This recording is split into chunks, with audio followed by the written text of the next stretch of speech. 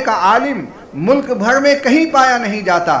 بہار والوں کو تو ان پر ناز ہونا چاہیے تھا اور عمارت کا تاج بے تکلف ان کے سر پر اتفاق رائے سے سجا دینا چاہیے تھا، مگر برا ہو جاہ طلبی کا۔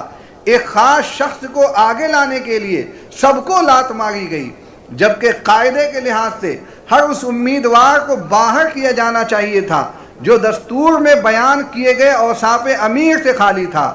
مجھے ان مولویوں پر بھی حیرت ہے جنہوں نے عالم ہونے کے لیے مدرسے سے فارغ ہونے کی شرط ختم کر دی۔ جب عالم ہونے کے لیے مدرسے سے فارغ ہونا شرط نہیں ہے، تب تو ہر دیندار اور تھوڑی بہت دینی معلومات رکھنے والا بندہ خود کو عالم کہہ سکتا ہے۔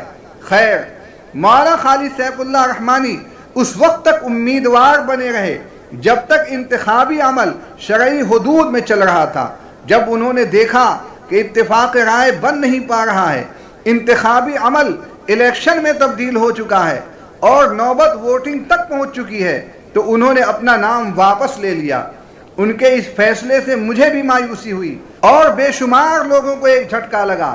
اگر وہ ہٹ گئے تو مولانا انیس الرحمن قاسمی صاحب کو بھی اپنی امیدواری واپس لے لینی چاہیے تھی۔ شاید وہ نوشتہ دیوار پڑھ نہیں سکے تھے، وہ اخیر تک جمے رہے۔ ان کے چاہنے والوں نے بہت کوشش کی، مگر غیر دستوری ارباب حل و عقد نے منصوبہ بند طریقے سے اپنے ووٹ ان کے خلاف ڈال دیے۔ اس طرح عمارت کے ملازموں اور تنخواہ داروں پر اب ایک ایسا شخص ذمہ دار بن گیا جو اپنے باپ کی وفات پر جنازہ بھی نہ پڑھا سکا تھا۔ اس موقع پر عامر عثمانی کے یہ اشعار کتنے برمحل ہیں۔ نور کے نام پہ بکتی ہے یہاں تاریکی، لوگ کہتے ہیں خزاؤں کو یہاں فصل بہار۔ لومڑی صاف یہ کہتی ہے کہ ہوں شیر ببر، اور زاغوں کو یہ دعویٰ ہے کہ ہوں میں بلبل۔ ہاں یہ گردش دوراں مجھے لائی ہے کہاں۔ سامعین، مجھے یہاں عمارت کی شورا سے بھی شکایت ہے۔ اس نے مولانا ولی رحمانی کی وفات کے بعد سے ہی پیدا شدہ حالات پر کوئی توجہ نہیں دی۔ فراڈ کا سلسلہ ان کی موت کے بعد سے ہی بعض لوگوں نے شروع کر دیا تھا اور عمارت سے منسلک صوبوں کو گمراہ کرتے رہے۔ شورا کو اسی وقت کمان ہاتھ میں لے لینی چاہیے تھی۔ میں بہت دنوں سے چیخ رہا تھا، شورا والوں سے کہہ رہا تھا کہ آپ اپنی ذمہ داری قاعدے سے نبھائیں، مگر وہ ناکام رہے۔ ان کی ناکامیوں کا ہی یہ نتیجہ ہے جو آج ہم دیکھ رہے ہیں۔ اگر شورا والوں کو لگتا ہے کہ کچھ غلط ہوا ہے تو عمارت سے استعفیٰ دے کر اپنا احتجاج درج کرائیں، ورنہ تاریخ انہیں کبھی معاف نہیں کرے گی۔ آج عمارت کا یہ حال ہے کہ ٹوٹنی شروع ہو گئی۔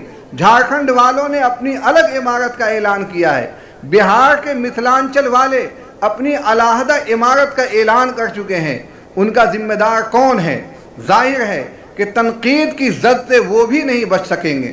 سامعین، 24 مارچ 1957 کو مولانا منت اللہ رحمانی امیر شریعت بنے اور مارچ 1991 تک اس منصب پر رہے، یعنی کل 34 سال۔ 29 نومبر 2015 کو مولانا ولی رحمانی بہار کے امیر شریعت منتخب ہوئے، یعنی کل 5 سال اس منصب پر رہے۔ نئے صاحب اب تک کے تمام امیروں کے مقابلے میں سب سے کم عمر ہیں، عمر 50-55 کی ہوگی۔ ان کے یہاں اوسط عمر 80 برس ہوتی ہے۔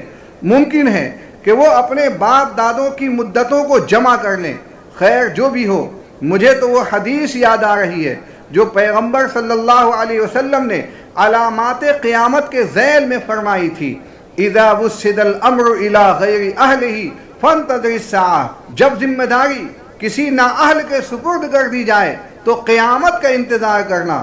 پچھلے امرائے شریعت کیسے کیسے علم و فضل والے تھے، اور اب دیکھیے تو پیروں تلے سے زمین کھسک جاتی ہے۔ وہ علم و عرفان کے پہاڑ اور یہ مدارس کے نصاب ہی سے ناآشنا اب بہار کے ارباب بصیرت کے پاس عمارت شرعیہ پٹنہ کو بھول جانے اور نئی عمارت شرعیہ کے قیام کے سوا کوئی چارہ نہیں۔ 9 اکتوبر جب بھی آئے گا اسے یوم سیاہ کے طور پر یاد کیا جائے گا۔ وآخر دعوانا ان الحمد للہ رب العالمین۔